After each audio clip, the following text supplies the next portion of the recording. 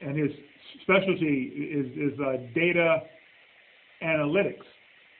Okay, so already we can extend the capacity to collect information and have you guys start to look at output.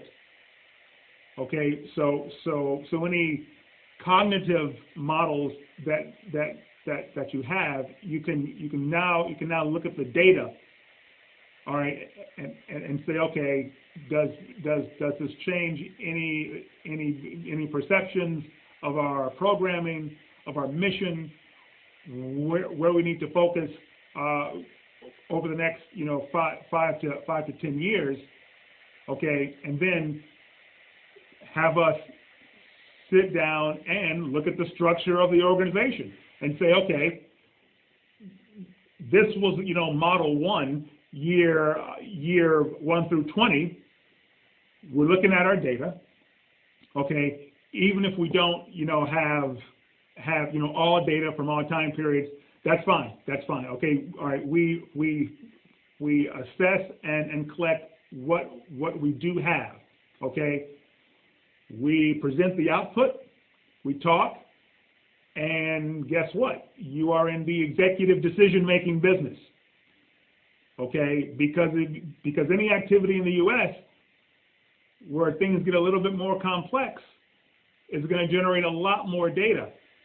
And as successful and as active as he is, he will find difficulty in trying to be at 8 places at the same time. It's not going to happen. Okay.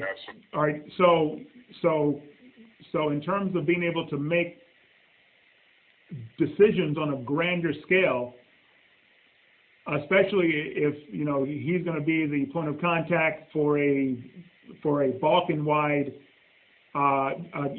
diaspora activity, okay, when you're in that type of spot, heavy is the head that wears the crown, okay, all right, and so you need data coming in to you and a core executive team, okay, to help make decisions at that higher level. Otherwise, okay, schemes of multi-million-dollar this and that, all right, no one is going to think that that you have the organizational capacity to manage that. And if anything goes wrong, you have a structure in place. You have a structure in place. Okay. To support right. That type of it's not an investment, but that type of trust. It's trust. In order it's trust. Yes. That is a very good point. Just talking to you about that, I do some day trading, that the bottom line with day trading was always evaluation on everything that you have done that particular day and mistakes that you have done, trying to avoid them for the next day or next month or next round of financing or investment that you have done. And listen to you, what you're saying, I already find 3 or 4 critics for myself, for myself, what I didn't have done in the process of maybe 3 or 4 or 5 years.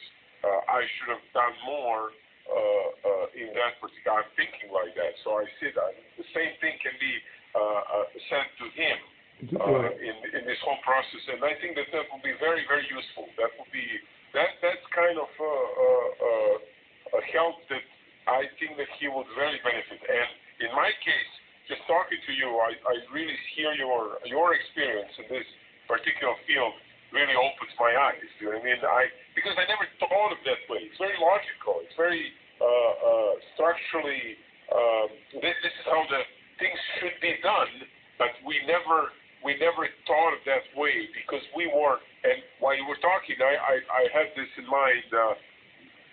Second World War, 1943, Tito with his partisans fighting with the Stones, and you know what I mean, versus one of the best army in the history of human civilization.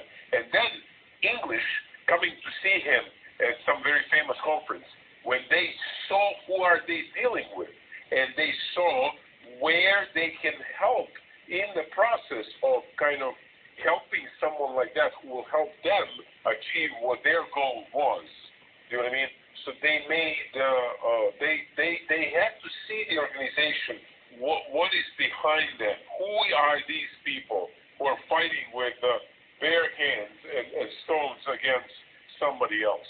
And then they put together consensus, they put together organization, they put together meetings, and support from Churchill at that time that really helped them out later on, 1943 and 1944, to achieve all of that. I could see this as, you know, I like history because it tells you everything. If you look far enough in the history, you can always find the example of what can be done and how you can resolve the situation in the process, including yesterday's. I don't know if you watch Billions. I'm hooked up on Billions show. Oh, you gotta see that. That's the greatest show on earth. I mean, they are one of the CNBC guys were actually executive producer of this show. So he's taking the real time experiences, putting it in the show, in a business show. But it's how people generally in these positions think and how they position themselves, how they have to figure out the ways how to resolve the problem, how to invest the money, how to get out of themselves in a very, very difficult situations. And they always quote some things from the history. It's very interesting because they are actually learning and they're showing you why are they in these kind of positions. Why are they managing billion-dollar businesses? Because they know what we don't know. They know how to resolve certain problems, how to better serve their knowledge, and how to learn from the mistakes, how to quit some areas where they're not good, and then emphasize certain areas that they are very good, and so on and on. I have to admit that helped me out a lot, and I'll be blunt and with the example that when my wife came to me and told me what kind of disease we are dealing with, and of course, this is my daily routine. I said, cut it. You know, I will cut 15% easily on my portfolio anytime, not to lose everything. You know what I mean? I apologize to her because I was so blunt with my statement, but this is how we think. This is the training inside of me that taught me a long, long time ago in my business that if you see a tumor, cut it. That is no better way to cut the whole portfolio, or in her case, the life. You know what I mean? And that's how I suggested. Even though that I'm not a doctor, she's a medical professional. She knows better than I do how to deal with certain things. But I know how to manage a problem that could potentially kill me.